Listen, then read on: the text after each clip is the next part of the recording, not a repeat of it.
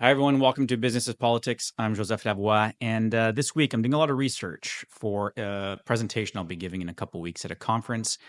And the conversation naturally is going to touch on the regulatory environment that this particular industry needs to deal with. And I'm coming around this idea of the silent disruptor, because when you think about it, what's the one thing that can bring your business to its knees overnight without warning and without a chance to fight back? It's not your competitors. It's not even the market. It's politics.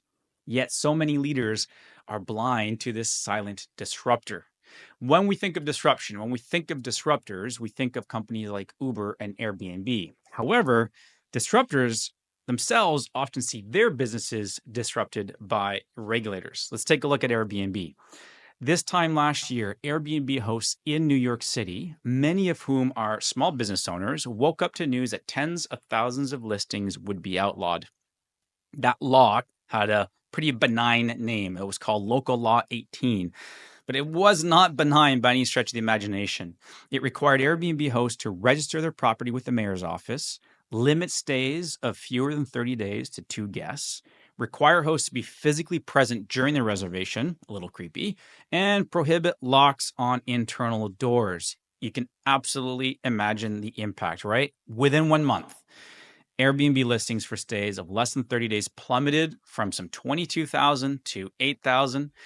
Airbnb listings for stays of less than 30 nights fell by 83% within 1 month. And as of June of this year, there were just 2,300 legal short-term rentals, down from nearly 22,000 the year before. It's bad for Airbnb hosts. It's bad for Airbnb. But hey, it's been great for hotels. The hotel industry has seen a huge surge in revenue. Occupancy rates have gone through the roof, and average hotel room prices have increased to $301 a night, which is a record for the city of New York.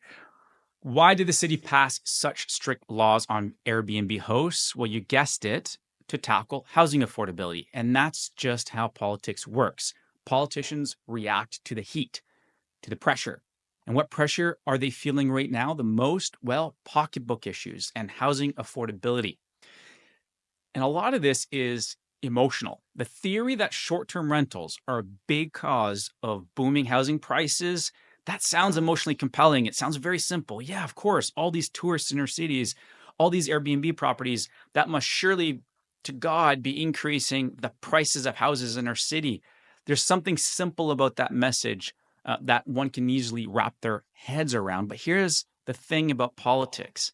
Emotions, this type of emotional narrative, will always win over the facts 100 times out of 100. Here's what I mean. A year later, with fewer short-term listings on the market, what's the state of housing affordability in New York City? Well, the conversion of short-term rentals to long-term leases has not significantly affected the overall housing inventory. These conversions make up only a small portion of the total housing stock. And if you look at one-bedroom apartments, the median rent in September rose 12.8% year over year for a record of $4,500 per month. That's what it costs for you to rent an Airbnb, a real apartment in New York City today. $4,500 a month. Housing supply remains tight, but good policy choices are often very difficult to arrive at, and politicians will have to react to the pressure and the heat that they face in the moment. And this decision a year ago felt like a good way to take the pressure out of the steam valve. So government regulatory conditions can be the silent disruptor if we're not paying attention.